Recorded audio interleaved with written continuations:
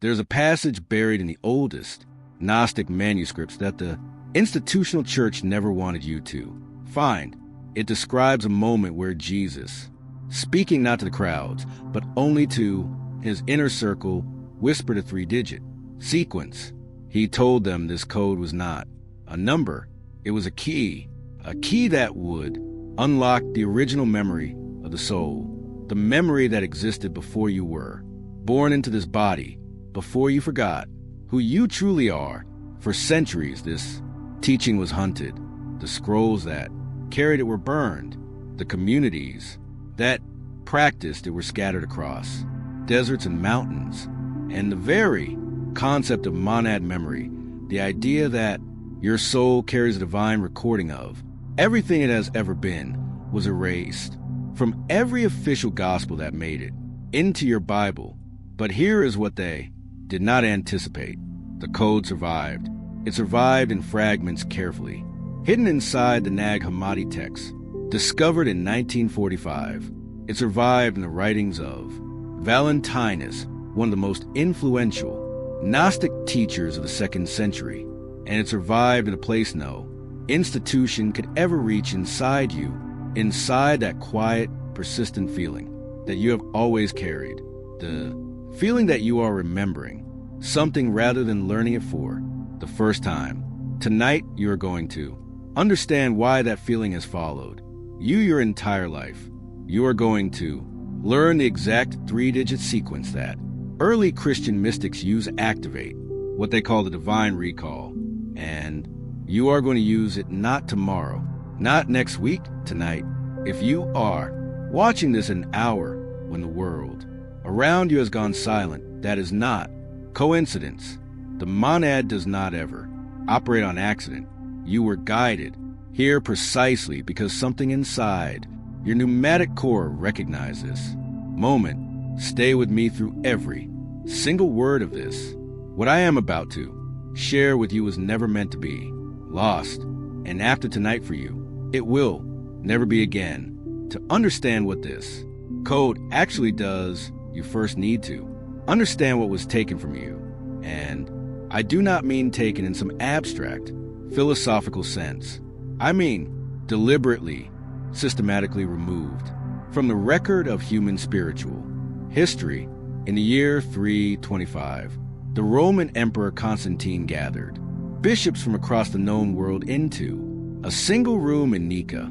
The purpose of that meeting was not to discover truth.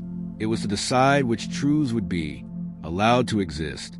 And in that room, a decision was made that would shape the spiritual architecture of Western civilization for the next 17 centuries. Every text that spoke of the soul carrying its own divine memory was rejected. Every teaching that suggested you do not need an intermediary between yourself and the source of all creation was labeled dangerous. And every reference to what the earliest followers of Jesus called the monad, the singular, undivided origin of all consciousness, was carefully and permanently excluded from the canon. Think about what that means for a moment. The very people who claimed to be protecting the message of Christ made a political decision to hide the part of his teaching that would have made their institutions unnecessary. Because if you can access divine memory on your own, if the kingdom of heaven is literally encoded inside your being, then you do not need a priest to unlock it for you. You do not need a cathedral. You do not need permission. And that terrified them. Now the Gnostics understood something that mainstream Christianity worked very hard to bury. They understood that the material world you experience every day is not the highest reality. It is a construct. The Gnostics call the architect of this construct the demiurge, a lower creator, entity who fashioned the physical realm, not out of divine love, but out of ignorance. The demiurge looked at the light of the true source, the monad, and tried to replicate it. But what he built was a copy, a shadow, a cage made of matter and forgetfulness. And the guards of that cage, the forces that keep you locked inside this limited perception of Who you are, the Gnostics call them, the archons. These are not demons in the way horror films have taught you to. Imagine them. Archons are not creatures, lurking in shadows waiting to possess you. They are patterns. They are the invisible psychological and spiritual mechanisms that feed on your confusion, your fear, your separation from something greater. Every time you feel a wave of unexplainable anxiety for no reason, every time you are about to break through to a deeper understanding of yourself and something pulls you back into distraction, into doubt, into a fog you cannot name, that is Aaronic interference. It is not random. It is structural. It was designed to work exactly this way. But here is the part that changes everything. The Gnostics also taught that not every soul trapped inside this material construct is the same. There's a specific category of soul that carries within a divine spark, a fragment of the original monad, light that the demiurge could not replicate and could not destroy. These souls were called pneumatics. The word comes from the Greek pneuma, meaning spirit or breath. A pneumatic soul is not simply alive. It is spiritually awake at its core, even when the person carrying it does not yet realize it. And if you have ever felt like you do not belong in this world, if you have walked through your life with a quiet, unshakable sense that the reality everyone else, except without question, feels somehow incomplete to you, somehow thin, like a painting pretending to be a window, then you already know what I am describing. That feeling is not a disorder. It is not depression. It is not social alienation. It is not something that needs to be medicated away or explained into submission. That feeling is your pneumatic signature activating. It is the fragment of monad light inside you, recognizing that it is surrounded by a construct that was never its true home. Jesus knew this, not the sanitized, institutional Jesus who has been reduced to greeting card quotes and Sunday morning routines. The Jesus who spoke in private to those who had the capacity to hear what the public crowds could not receive. In the Gospel of Thomas, which was among the texts discovered at Nag Hammadi, Jesus says something that the Orthodox tradition has never been able to comfortably explain. He says that the kingdom is inside you and it is outside you. He says, when you come to know yourselves, then you will be known and you will realize that you are sons of the living Father. That language is not metaphor. It is Gnostic instruction. He is telling his closest students that the act of self-knowledge of remembering what the soul already contains is the path back to the source. And this is where the 3-digit code enters. The early Gnostic communities, particularly the Valentinian school, which flourished in the 2nd century across Alexandria, Rome, and parts of what is now southern France, developed a precise and deeply guarded system for activating what they called monad memory. This was not meditation in the way modern wellness culture uses the word. This was not sitting quietly and hoping to feel calm. This was not an app on your phone telling you to breathe. This was a structured, intentional process of reversing the forgetting that the archonic system depends on to keep you contained. At the center of that process was a numeric sequence, 3 digits. Each digit corresponded to a specific layer of spiritual reality. As the Gnostics mapped it, the first digit represented the helic layer, the material world of flesh and gravity and time. The second digit represented the psychic layer, the realm of mind, emotion, and ordinary human consciousness. And the third digit represented the pneumatic layer, the dimension of pure spirit, where the soul reconnects with its monad origin. The sequence was not meant to be spoken out loud like a magic spell. It was meant to be held in the awareness during a specific state of consciousness, a state the Valentinians described as the stillness between 2 breaths.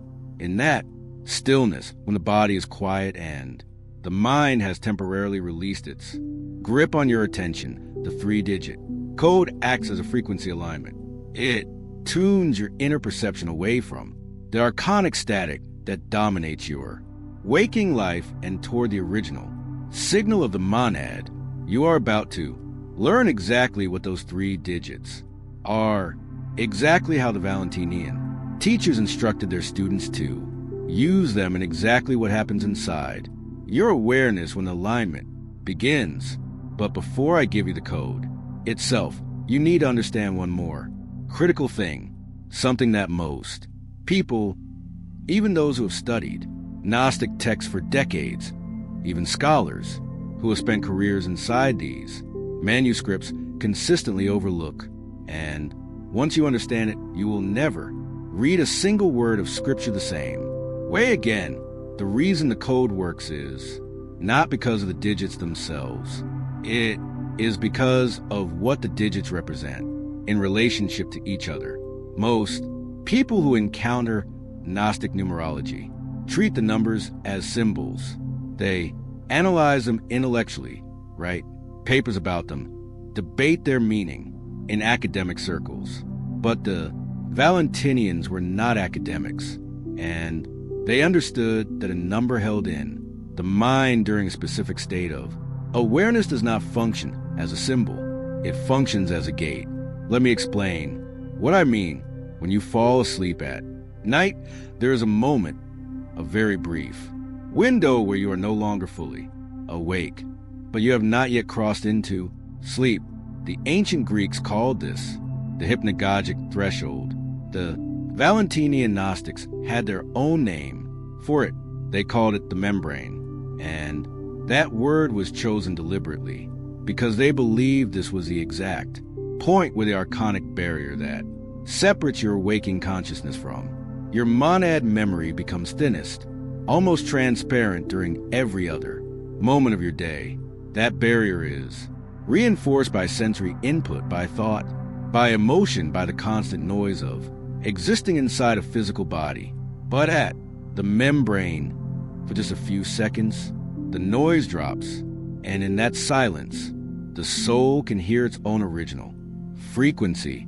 This is the moment the 3-digit code was designed for.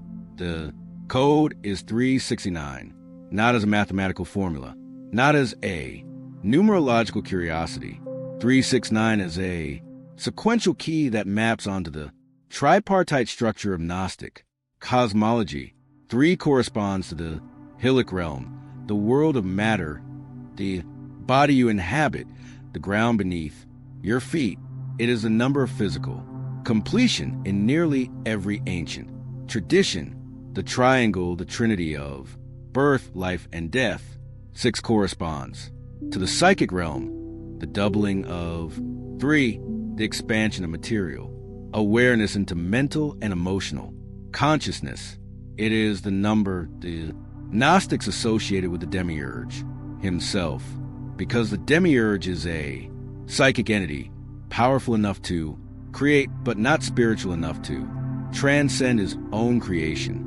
And 9 corresponds to the pneumatic realm, the tripling of 3, the complete and final expression of the divine pattern. 9 is the number of return. It is completion without ending. In Valentinian teaching, 9 represented the moment the divine spark completes its journey through matter and mind and arrives back at its source. The circle closes, the exile ends. 3 to anchor you in the body, 6 to move through the mind, 9 to open a gate to the spirit. Now, here is how the Valentinian teachers instructed their students to use the sequence. And I want you to pay very close attention, because the order and the method matter as much as the numbers themselves. You begin by lying down in complete darkness, not dim light, not candlelight, complete darkness. The absence of visual input is essential because sight is the primary channel through which the archonic system feeds information into your perception.